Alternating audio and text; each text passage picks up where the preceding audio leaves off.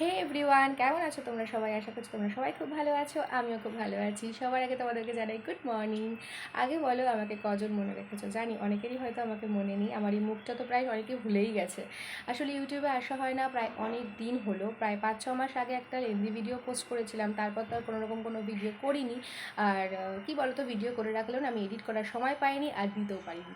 আমি তোমাদেরকে যে ভিডিওটা আগে দিয়েছিলাম ওখানে বলেছিলাম যে কেন আমি ইউটিউবটা কন্টিনিউ করতে পারছি না। আসলে নানান সমস্যার কারণ বলতে পারো। আমার সংসারের চাপ রয়েছে, আমার মামামের পড়াশুনোর চাপ রয়েছে। তো মামামকে তো শুধু পড়াশুনো নয়, তো এক্সট্রা আরও কিছুতে দিয়েছি। তো ও সব কিছু ব্যালেন্স করে উঠতে উঠতে না আমি পারছিলাম না একদমই এই কাজটা এগিয়ে নিয়ে যেতে। ওই কারণের জন্য একটু স্টপ করে দিয়েছিলাম।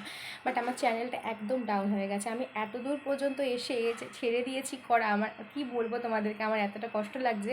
আমি মনিটাইজেশন আমার হয়ে গেছিলো চ্যানেলের, বাট আমি গুগল অ্যাডসেন্সটা হাতে পাইনি, আমি এখনও পাইনি, কেননা আমি ভিডিও করি না, তুমি কী করে পাবো না? তো ওই কারণের জন্য এতটা কষ্ট লাগছিল।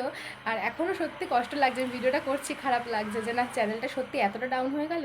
তো ভাবলাম যে না, আবার নতুন চ্যানেল ক্রিয়েট না করে আমি এই চ্যানেলের উপরেই কাজ করি, দেখি না হয় কি না।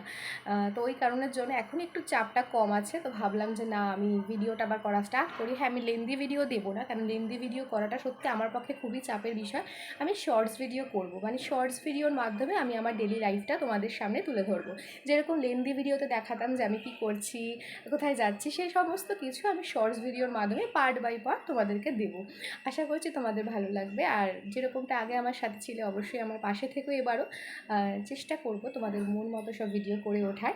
জানি না কতটা কি পারবো, তবুও চেষ্টা করব। তো কারা কারা আমার শর্টস ভিডিও দেখতে চাও অবশ্যই একটু নিচে কমেন্ট করেছিও।